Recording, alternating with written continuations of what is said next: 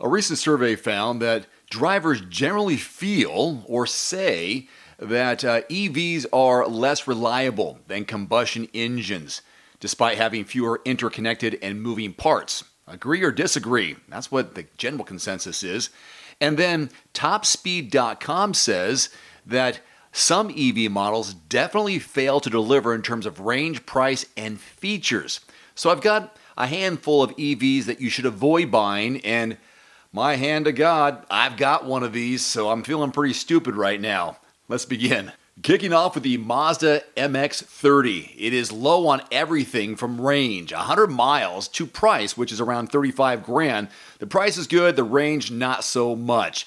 Also, as the model was only available in California and sold in limited numbers, Mazda announced it would be discontinuing production after the 2023 model year. So the good news is you might be able to catch a solid deal on one shortly if you can live with the range and the limited availability. So our friends over at hotcars.com reported that the Chevy Bolts from 2019 through 2020 in particular are models to avoid, citing recalls for possible fire issues and subpar reliability ratings. Potential buyers of used Bolts should be very aware of these risky reputations for this model, even if the price seems to be right. Now, my embarrassment, my vulnerability is on the table. Tesla Model X. I've got one. I had a Tesla Model 3, upgrade to a Model X for the more space for the family. But reliability issues have plagued this, according to hotcars.com, since 2017. I've got a 2023. A lot of people are felt like they're being let down. Top Speed cited the model's frustrating and malfunctioning falcon wing doors and the tendency for its windshield to crack easily, which I find just odd. But even more pressing seems to be a fast-draining battery and overall charging difficulties, which I have not come up against. Again, I have a 2023 model, so everything's been great. Got the charger at home, have taken some road trips, long-distance road trips, was able to charge up pretty fast, so I don't see the issues. But again, they're talking about the 2017. I've got a newer model. Here's the Ford Mustang Mach-E when it comes to the electric version of this all-time classic. HotCars.com again said it is best to steer clear of the 2021 and 2022 models, while Consumer Reports gave the Mach-E a 35 out of 100 reliability rating based on readers. This SUV still received high grades from expert sites like Edmunds and Car and Driver, if you want to put some weight behind that. So what's the risk with an E-Stang?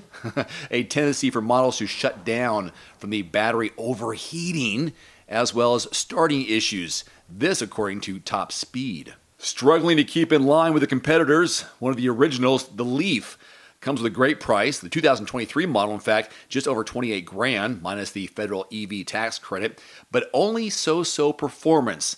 Limited range and battery capability definitely make the Leaf an EV to thoroughly research before buying. The base model Kona EV from Hyundai has a range of around 200, but with the boosted 64.8 kilowatt battery, it can drive up to 260 on a single charge, which is equal to the competitors. However, as with previous models, the 2024 Kona Electric is an all-wheel drive only and will be available in limited quantities in just 26 states. Be lucky if you're in one of those states. I'll name them off real quickly. Arizona, Arkansas, California, Colorado, Connecticut, Florida, Hawaii, Georgia, Maine, Maryland, Massachusetts, Minnesota, Nevada, New Jersey, New Mexico, New York, North Carolina, Oregon, Pennsylvania, Rhode Island, Tennessee, Texas, Vermont, Virginia, Utah, and Washington. One more here. Ford produced its 5-door hatchback Focus Electric from December 2011 to May 2018, but never redesigned a platform to suit it properly, with much of its cargo space taken up by the battery. Now, you should be able to snap up an electric Focus at a reasonable price if you can find one, but there are plenty of reliability complaints attached to it, even before it was terminated. Technology will continue to improve with these models moving forward, and rest assured, almost all manufacturers will have some variation of a hybrid EV or whatever available for you in the near future, if not their entire lineup. So, what do you think? Are you in the market? Do you choose any? Are you in the market? Would you choose any of these on the list? What is your preference? Leave those in the comment section below, and thanks for watching.